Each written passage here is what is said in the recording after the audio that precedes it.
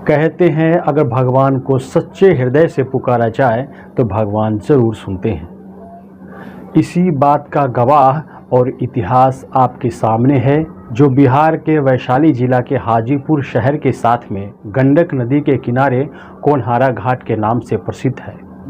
जो गज और ग्राह के इतिहास जो आपने भजन तथा कथाओं के माध्यम से अवश्य ही सुना होगा। तो दोस्तों आइए जानकारी लेते हैं संपूर्ण इतिहास गज और ग्राह के बारे में।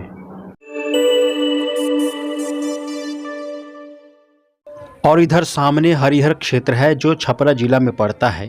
यहाँ पर एशिया प्रसिद्ध मेला लगता है जो सोनपुर मेला के नाम से भी जाना जाता है और ये जगह का नाम भी सोनपुर ही है। और सामने ये बीच में गंडक नदी है, इधर हाजीपुर है और उधर हरिहर क्षेत्र है। और सामने यहाँ पर लोग आस्था की डुबकी लगाते हैं। और सामने उधर आप देख रहे हैं जो शवदाह हो रहा है, यहाँ पर 24 घंटे शवदाह का काम होते रहता है। और सामने यहाँ पर मौसम धुंधलापन के कारण आपको दिखाई नहीं दे रहा है, ये सामने पटना शहर है। वहीं सामने गंगा और गंडक का मिलन होता है और बिल्कुल गंगा के साथ में ही पाटलिपुत्र शहर है, जो कभी अशोक सम्राट के समय में पाटलिपुत्र पूरे भारत का शासन केंद्र था। दोस्तों यहाँ खड़े होकर इतिहास के उस गौरवमय तीनों पृष्ठ को देखे जा सकते हैं। जो प्रथम पृष्ठ पर जहाँ पर हम खड़े हैं ये गज और ग्राह का वृत्तांत, और सामने दूसरा पृष्ठ है जहाँ पर हरिहर क्षेत्र किसी समय में देव और दानव के युद्ध में यहाँ पर देवताओं ने रह करके और अपनी रणनीति बनाई थी। और तीसरे पृष्ठ पर पटना पाटलिपुत्र, जो किसी से भी इसका इतिहास छिपा हुआ नहीं है। एक समय की बात है, दो तपस्वी तपस्या कर रहे थे। कुछ वर्षों के बाद उन दोनों के अंदर सिद्धियां आ गई। फिर सिद्धि शक्ति प्राप्त करके उन दोनों के मन में अभिमान छा गया। दोनों के मन में ये विचार आया कि मैं श्रेष्ठ हूँ, मैं श्रेष्ठ हूँ, तू अश्रेष्ठ है। इस बात पर दोनों को झगड़ा हो गया। श्रेष्ठ और अश्रेष्ठ के इस द्वंद्व में दोनों भगवान ब्रह्मा जी के पास पहुँचे और उनसे प्रार्थना किया कि भगवान ब्रह्मा जी मुझे बताइए कि मैं श्रेष्ठ हूँ या ये श्रेष्ठ है। इस बात पर श्री ब्रह्मा जी सोचे कि अगर एक को हम श्रेष्ठ कहेंगे और दूसरे को अश्रेष्ठ कहेंगे, यानी कम ज़्यादा कहेंगे, तो ये मुझे ज़रूर ही श्राप दे देगा। श्री ब्रह्मा जी श्राप के डर से उन्होंने श्री विष्णु जी के पास उन दोनों को भेज दिया और कहा कि आप दोनों श्री विष्णु जी के पास जाइए, आपके शंका का समाधान वहीं अच्छी तरह हो सकता है। फिर दोनों विष्णु जी के पास आए और विष्णु जी से भी यही प्रार्थना किया कि भगवान मुझे आप बताइए कि मेरे अंदर सिद्धि शक्ति ज़्यादा है कि इसके अंदर सिद्धि शक्ति ज़्यादा है, यानी तपोबल किस में अधिक है, कौन श्रेष्ठ है और कौन अश्रेष्ठ है। श्री विष्णु जी ने सोचा कि दूसरे को श्रेष्ठ कहेंगे और पहले को अश्रेष्ठ कहेंगे, यानी कम ज़्यादा कहेंगे, तो ये मुझे श्राप देगा। तो श्री विष्णु जी ने भी श्राप के डर से उनको श्री शंकर जी के पास भेज दिया और कहा कि महात्मा जी आप दोनों शंकर जी के पास जाइए, क्योंकि तप के बारे में मुझे ज़्यादा पता नहीं है। श्री शंकर जी ही अधिकतर तप में रहते हैं, वही आपके शंका का समाधान कर सकते हैं, आपके झगड़े को वही मिटा सकते हैं।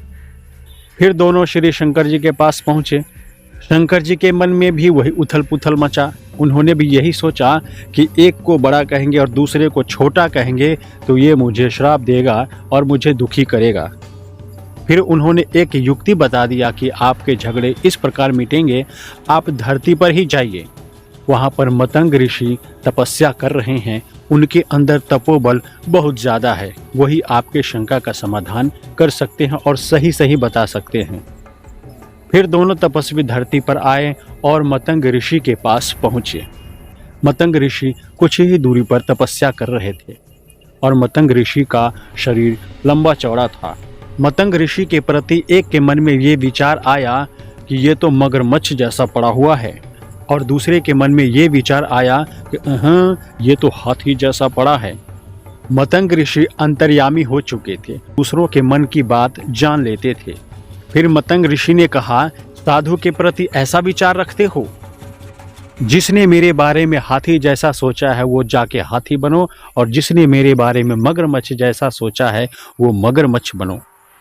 फिर उसी क्षण मतंग ऋषि के श्राप से दोनों पशु योनि प्राप्त कर गए, यानी एक हाथी बन गया और दूसरा मगरमच्छ बन गया। किंतु श्रेष्ठ और अश्रेष्ठ का संघर्ष अभी भी जारी था। सुबह खा पी कर तैयार होते थे और दिन में लड़ाई शुरू कर देते थे। हाथी खा पी करके और पानी में पहुंच जाता था कि ले भाई पकड़ मेरा पैर, तू खींच।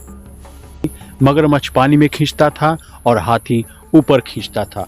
ऐसे ही संघर्ष वर्षों तक चलता रहा।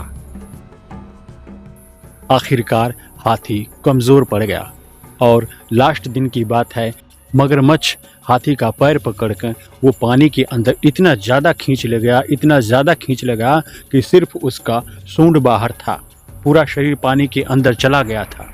अब पल भर में उसके प्राण निकलने ही वाले थे। उसके सूंड में पानी जाता, उसकी सांसें बंद होती और वो मृत्यु को प्राप्त हो जाना था। दोस्तों, फिर वही बात सामने आती है कि अगर सच्चे हृदय से भगवान को पुकारा जाए तो वो जरूर समय पर आकर के हमारी रक्षा करते हैं। फिर हाथी ने हृदय से रोता हुआ सच्चे मन से भगवान को पुकारा। भगवान विष्णु ने उसी क्षण प्रकट होकर के और मगरमच्छ का अपना चक्र सुदर्शन से गर्दन काट करके और हाथी को रक्षा प्रदान किया।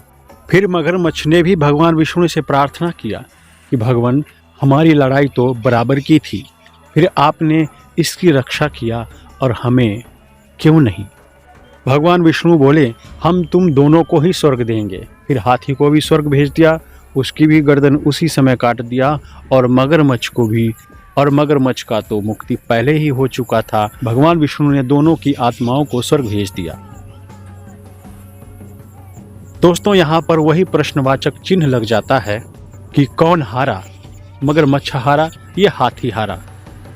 लेकिन इसी शब्द को, प्रश्नवाचक चिन्ह को, इसी शब्द को यानी कौन हारा के नाम से अभी घाट बना हुआ है। यानी जिस घाट पर वो लड़ाई करते थे दोनों मगरमच्छ और हाथी, वहाँ पर कौन हारा घाट के नाम से उस घाट को जाना जाता है। तो दोस्तों, ये संपूर्ण इतिहास थे कौन हारा घाट के, यानी गज और ग्राह की लड़ाई का वृत्तांत। अभी गज और ग्राह संत रूप में क्या उनका नाम था ये भी बता रहा हूँ। एक का नाम था हाहा और दूसरे का नाम था हू। तो दोस्तों, इस वीडियो में इतना ही। फिर मिलेंगे किसी ऐसे ही ऐतिहासिक स्थल के साथ, या फिर अनसुलझे रहस्य के साथ, या फिर आध्यात्मिक अनसुलझे रहस्यों के साथ, जो आपके साथ सुलझा करके शेयर करता हूँ।